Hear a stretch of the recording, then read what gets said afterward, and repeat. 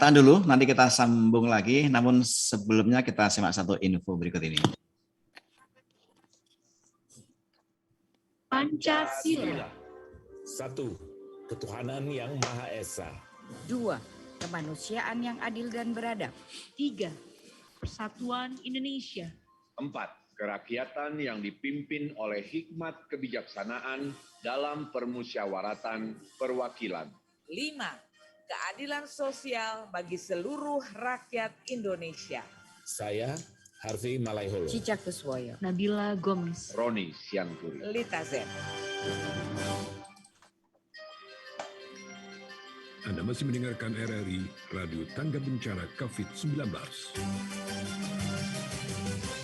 Ya, coba kita buka satu WA ya dari Pak Cong nih. Pendapat saya, pers dulu lebih bertanggung jawab dalam penyampaian berita karena berdasarkan fakta lapangan. 2, dalam penyampaian berita redaksi lebih santun ini membuat pers terhormat. Kemudian judul artikel sesuai dengan berita, walau pers dulu banyak yang tidak berpendidikan sarjana. Adapun ya, ada beberapa pers sekarang yang kurang bertanggung jawab atas pembuatan judul redaksi yang sesuai dengan isi berita. Nah, utamanya yang di YouTube itu bisa membuat gaduh, tidak ada pendidikan dari Dewan Pers. Ini bagaimana nih? Oke. Saya ke Pak Has dulu.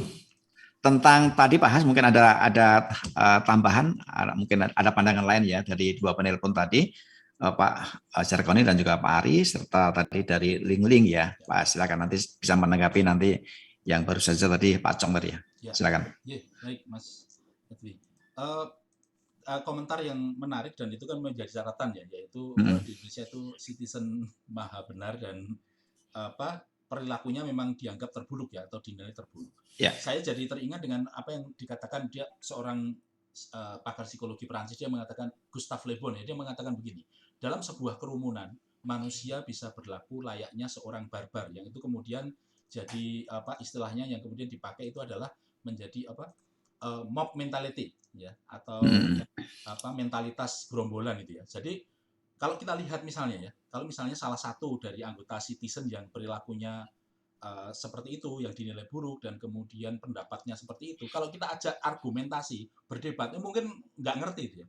Tetapi karena kemudian kuancanu banget, yang sama-sama nggak ngerti mungkin ya, dan kemudian sama-sama bersuara keras, itu yang kemudian membuat itu sepertinya kekuatan, tapi sebenarnya kan itu kekuatan yang kosong sebenarnya, karena tanpa argumen yang kuat atau data yang kuat. Hanya masalahnya karena wong akeh itu ya. Ini mikir wong gerudukan itu nek siji karo siji ya wani berdebat ya. Tapi nek wis wong ratusan ribu, puluhan ribu berpendapat yang sama dan mungkin bukan ngerti isinya loh.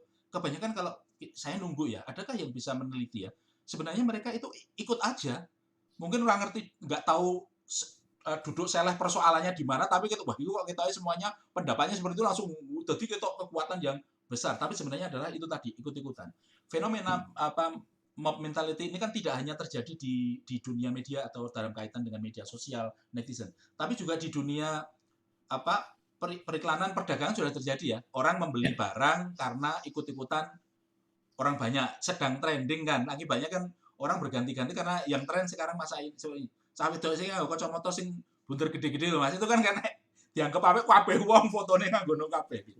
Nah ini kemudian intinya ada pada ini adalah kelompok massa yang sangat besar. Saya bayangkan loh, kalau saja netizen kita itu semuanya kayak Pak Arim Baron, itu nggak ada masalah di tempat kita. Tadi kan dari ungkapannya Pak Arim Baron kan kelihatan ini contoh khalayak yang cerdas. Yeah. Dia bisa ngevaluasi mana yang bisa dipercaya, mana yang tidak bisa dipercaya. Dan kemudian memutuskan, walah apapun yang dikatakan medsos, ora arep tak rungokke, ora arep tak percaya. Saya hanya percaya koran cetak itu ya. Moga-moga masih ada pohon yang bisa ditebang Pak Arif untuk bikin kertas. Jadi itu. Nah itu terkait juga tadi intimidasi oleh massa kan. Tidak hanya oleh pemerintah, tidak oleh aparat, tapi intimidasi oleh massa dengan pendapat netizen yang maha benar itu. Itu berangkat dari mob mentality dan sepertinya kemudian teman-teman jurnalis juga wah ngadepi wong setengah mikir ngene ya berat juga ini ya, dan wong akeh ini ya. Kan akhirnya kan tiwas dijelaske paling-paling juga nggak mau mendengarkan dan tetap kukuh dengan pendapatnya yang walaupun tanpa argumen itu, tapi mengandalkan begitu banyak massa. Nah, saya tidak tahu apakah ini pendekatannya satuan pengendali massa kalau demo itu bisa dilakukan. Itu kan kalau modelnya kalau yang di kepolisian kan poluannya sing kon maju kemudian ngajak joget bersama tadi mental gerombolannya jadi berkurang. Apakah akan seperti itu? menggunakan influencer misalnya yang didengarkan oleh banyak orang itu untuk ikut bicara, ya. Itu beberapa hal yang bisa menjadi bahan bahan renungan dan bahan antisipasi ke depan lah, karena faktanya seperti itu. Tapi poin saya balik lagi, pendidikan media, literasi media untuk masyarakat Indonesia itu sangat diperlukan, karena aksesnya nanti terlalu banyak toh, kemana-mana kan kemudian ya aksesnya. Oke. Mas Edwin. Coba ada telepon yang berdering, coba kita angkat deh, walaupun ini WA banyak sekali. Coba kita angkat. Halo. Halo Mas, Pak Edi Solo sedikit saya. Monggo Pak Edi. Ya, Pak mantan narasumber. Ya. Kalau ada media yang kebablasan, itu tuh hukumannya yang paling berat opo. Terima kasih. Oke. Singkat. Coba Bung Anas. Gimana Bung Anas tadi Pak Edi? Iya. Nah, kebablasan gitu ya. Kebablasannya gimana dulu juga sudah tahu ya. Tapi memang sekarang rata-rata media sekarang kebablasan semua ya. Parah itu ya. Portal-portal ya agak jelas portal itu ya. Ya enggak. Sekarang istilahnya Swanto hantam kromo gitu karena tergantung preferensi di belakangnya apa gitu. Ada preferensi yang karena politis, ada yang karena golek keuntungan, ada yang gue kisruh, itu juga banyak gitu ya.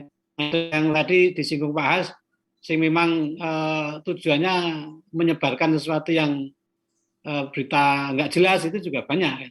Dan rata-rata hampir sekarang begitu gitu ya.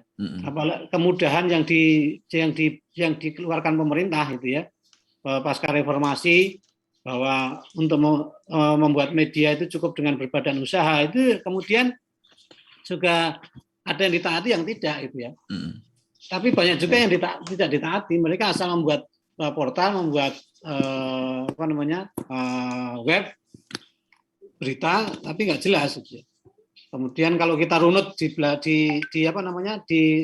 dalamnya, siapa sih ini? Nggak jelas. Kadang-kadang namanya itu bukan nama-nama yang ya sekedar sebut nama aja gitu.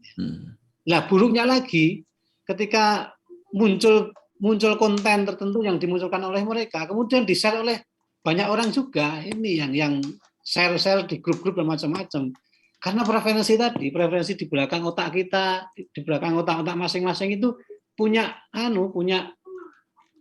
nyambung gitu. Wah, ini cocok dengan preferensi saya, udah saya share. Padahal nggak jelas. Dan itu dialami bukan oleh orang-orang awam kan. Juga oleh orang-orang yang kadang-kadang pemahaman, mohon maaf, mereka sebenarnya dari sisi pendidikan juga melek pendidikan, tapi literasi medianya rendah. Tadi yang disinggung Pak Has, literasi medianya yang rendah. Kalau dari sisi pendidikannya bagus, tapi literasinya rendah. Ini memang saling terkait gitu ya persoalan. Itu sering kami alami.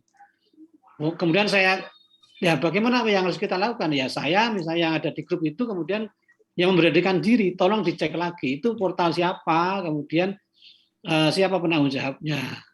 Kalau memang enggak ya mending nggak usah. Hanya karena cocok dengan preferensi dia, mereka main share saja. Nah kalau itu yang sering-sering terjadi, yang kebablasan dalam media-media tersebut. Meskipun saya tidak menafikan kawan-kawan yang ada juga di media-media yang mungkin dari sisi aturan negara sudah firm, ada juga yang mungkin ada yang mungkin luput dari sisi beritanya, agak luput gitu ya. Nah siapa yang bertanggung jawab? Ya bagaimana yang harus mengatasinya? Ya tadi silakan kalau mau dilaporkan dengan Dewan Pers ya. Jadi yang melakukan mediasi adalah Dewan Pers dulu. Sebelum itu bisa melalui hak jawab gitu ya. Hak jawab silakan. Dan ini juga bagi kawan-kawan media harus menampung hak jawab tersebut. Baik. Ya. Kemudian kalau mau dilakukan lebih jauh lagi ya nggak ada masalah. Misalnya mau dilaporkan, tapi proses-proses itu harus dilakukan dulu. Misalnya hak jawab, mediasi di Dewan Pers dan sebagainya.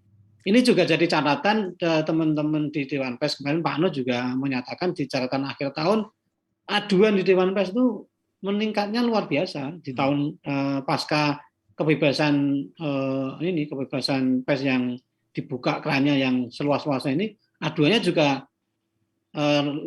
bukan menambah tapi melompat gitu ya. Jumlah aduannya juga luar biasa dan kebanyakan tadi ketika diverifikasi adalah tadi media-media yang mohon maaf dalam tanda kutip dari sisi entitasnya bermasalah dulu lah gitu ya. Baik. Begitu Mas Erwin. Ya Pak Has, mungkin sekaligus terakhir ya, ini waktu kita nggak cukup ini, mungkin langsung close statement ya tadi. Bung Anas tadi sudah lengkap pas. Jadi memang kayaknya memang perjuangannya kan di berbagai lini ya menghadapi perkembangan yang ada ya. Baik dari sisi industrinya sendiri menyiapkan SDM teman-teman jurnalis, dari teman-teman jurnalis juga. Karena tadi kan disinggung soal sebenarnya kan headline clickbait atau ganti klik uang akhirnya memakai headline sing beda karo isine ya, oleh pembaca dia lihat ini headline-nya kayak gini kok isinya kayak gitu. Nah, itu kan juga bagian dari sebenarnya perjuangan ya, bagaimana teman-teman bisa tetap menyajikan berita berkualitas tetapi juga dilirik orang dengan headline yang seksi dan menarik perhatian. Tetapi juga dari sisi masyarakat, ya pendidikan masyarakat yang luas itu melibatkan kampus dan lembaga Mafindo dan sebagainya. Saya pikir memang perjuangannya banyak. Saya mengulangi, mengkonfirmasi apa yang dikatakan Pak Ari tadi ya. Saya masih meyakini bahwa media atau pers itu adalah salah satu pilar demokrasi. Ini kalau sampai runtuh, ya wes bubar itu ya. Kita jadi negara yang nggak tahu, nggak jelas seperti apa nanti bentuknya. Karena itu kan harus dijaga. Tapi menjaganya kan berarti melibatkan semua stakeholder nih. Pemerintah iya, kemudian dalam hal ini Dewan Pers dan Kominfo, mungkin kemudian juga teman-teman industri, teman-teman jurnalis, dunia pendidikan, dan masyarakat itu sendiri dengan melibatkan teman-teman di masyarakat madani. Saya pikir itu ya, kalau itu bisa dilakukan, kita kan nggak bisa hidup tanpa berita. Manusia di dunia ini ya. Tapi berita yang seperti apa yang sekarang melanda hidup kita itu yang menimbulkan masalah. Ngaten. Baik. Ngaten, matur nuwun Mas Edwin. Ya. Baik, sayang waktu kita terbatas, tapi sudah cukup lengkap tadi. Ini menjadi sarana edukasi bagi pendengar ya yang bisa mencerna tentang poin-poin yang sudah kami sampaikan tadi dengan dua orang narasumber. Mohon maaf kalau ada WA yang belum kita baca karena waktunya terbatas sekali. Bung Anas, Sairul, terima kasih Bung Anas. Sama-sama, Mas Edwin. Mas, terima kasih. Mas Aryo. Ya. Kita pamit dari Zoom meeting ini ya.